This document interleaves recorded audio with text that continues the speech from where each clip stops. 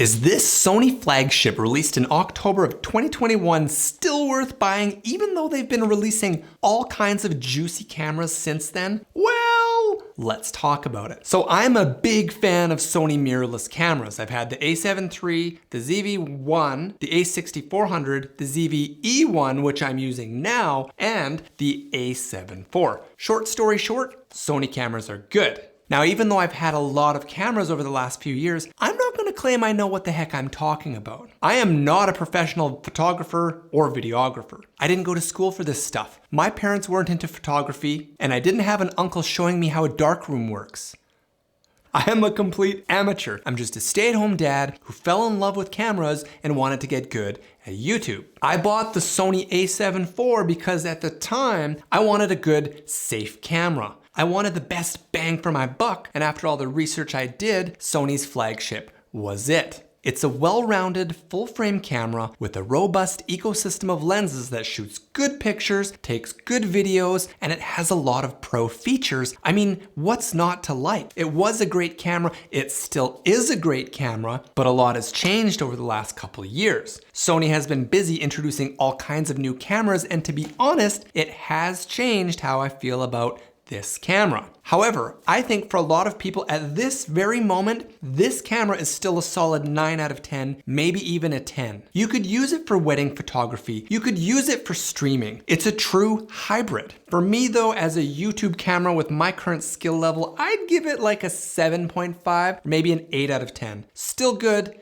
just not great. So why isn't it a 10 for me? Well, because it's a jack of all trades. It's good at everything, but not insane at anything. And I've reached the point in my journey where I kind of want insane, you know? I want the hyper-focused, best niche tool for my needs for the best price. There reaches a point where after you've used a camera for a few years, you understand what you truly need. Like, sure, the 33 megapixel sensor provides a really sick image, but if you want to take crazy high resolution pictures, it won't compete with the 61 megapixel sensor of the A7R5. I mean, it'll surprisingly hold its own, and for most people, the 33 megapixel sensor is more than enough, but not for everyone. That's why they make more focused cameras. Since I've been doing YouTube for a couple years and I've finally understood what my needs are, I only recently realized this camera isn't great for me, which is why I reach for it less and less, and well, why, as a lot of you know, I bought the ZV-E1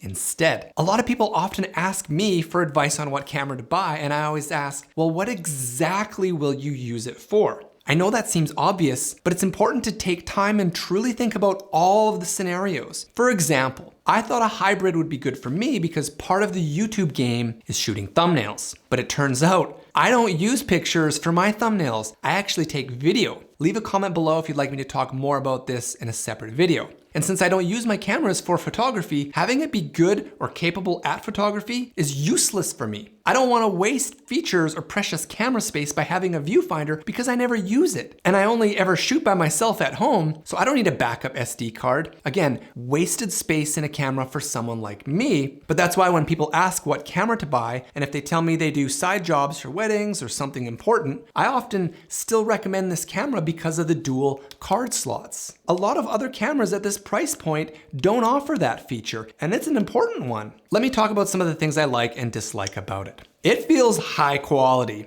It feels like a pro tool that takes time to really get to know. There are so many customizable buttons, and you just have to use it to get good at it. It takes muscle memory and time to make it feel like an extension of your body, but once you do, you can capture it all. It's amazing. The autofocus is great. Anytime a new camera comes out, it always just makes older cameras and older tech feel obsolete, at least to me. This autofocus still shreds. If you use the correct settings, you will never lose the shot, especially in video. Photography is a little different, and I know less about that, but from the photos I've taken, it is very fast and very capable. This would be just fine for years to come without the user ever wishing for more. Battery life is great. That's all I have to say about that. And lastly, it just works with so many lenses, and not just Sony lenses, all those other third-party great value lenses. That's not something to look over. Look, I'm not gonna go through all the specs and features because everyone else has done that more thoroughly than I would do. Let's talk a little more about the things that have made me not enjoy using the camera as much lately. And please keep in mind, this does come from someone who is video focused with the use of my cameras.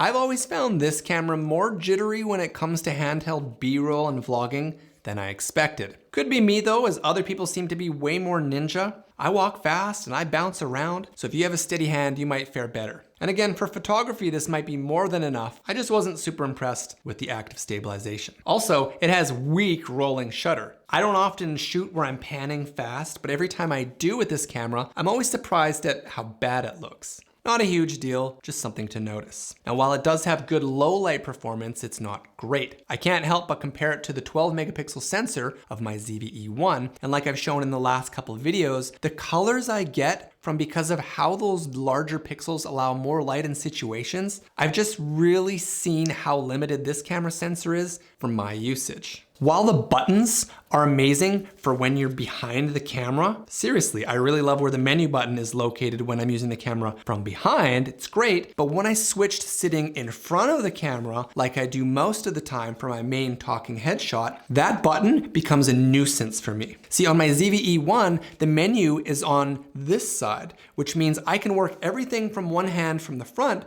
but with the A7 IV, I have to use two hands and it's a pain in the butt. Okay, let me wrap this up. I didn't want to talk about shooting modes or codecs or log because this thing can practically do everything. There are no massive holes in its armor. Sure, it can't do 4K 120, but if you're the kind of person who actually needs that, you'll be buying something else, and you already probably know what that is. This is the camera you buy when you want to do it all. You want to take amazing photos, you want to take great videos, maybe you do some paid work on the side. This workhorse won't let you down. But maybe you don't want to do paid work. Should you still buy it? Well, Sony has been cranking out cameras, and maybe something like the A7C II, which shares this sensor and is a little smaller, might be better for you. Honestly, probably is. Sure, it doesn't have the dual card slots, but you might not need that, so why pay for that? The point of this video is this is still a great camera for most people with general needs, but since I personally no longer fall under this group of people, this camera is not great for me anymore. And I just want to remind you to really truly consider the kinds of needs you need a camera for when deciding. Like for me,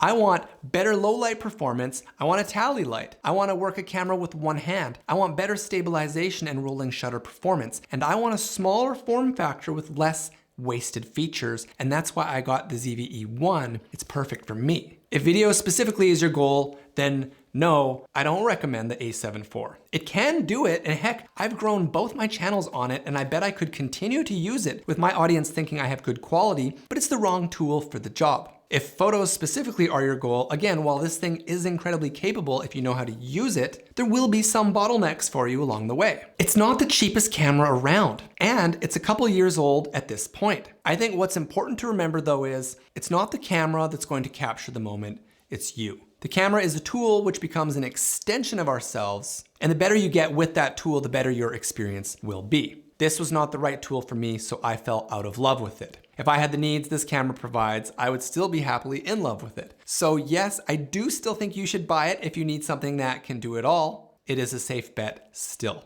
It's that jack of all trades that offers so many options when it comes to lenses. You'll have so much fun trying to decide what to buy. With that being said, if you do decide to get one, I think you should buy it used and save money if you do decide on it. Then after a year or so, if you found it doesn't suit your needs anymore, you could sell it for what you pay for it and move on to the next camera that does suit your needs, like me. But for those of you out there looking for that hyper-focus camera to make you a true master of your craft, whether it's photography or video work, then I think you should look elsewhere. Sony is making cameras for those of you with less general needs, and I think those are the directions you should look in. The FX cameras, the R series, the S series, it's getting pretty sick with what Sony is offering nowadays, and I can't wait to see what they offer next. I think they've got some pretty gnarly cameras coming down the pipes too, but they won't be cheap. A very exciting time indeed. Just make sure whatever you buy too, you understand that while a body can really help you capture the image, it's the lens that you choose which is arguably more important. If you are saving up all your money to buy this or a more expensive body, please make sure you have enough money left over to buy the right lens, because I made that mistake and it cost me time. Only once I was able to save up for the 24 f1.4 did I really start getting excited about the bodies I was using. If you go back and watch my older videos, you will see I was using cheap lenses on expensive bodies because that's all I could afford at the time. That's where my priorities were. I didn't really know. But hey, That's just my journey, and now you are on yours. So what do you think? Do you agree or disagree with me? If so, please let me know in the comments below. If you want to see me compare this camera to the ZV-E1, check out that video here. Otherwise, maybe watch this video next. As always, thanks for watching. I truly appreciate the comments, the likes, and the subs. Please keep them coming as it really helps me grow my channel. And the more I grow, the more fun videos I get to make. See you next time on the SAD Studio. Dad!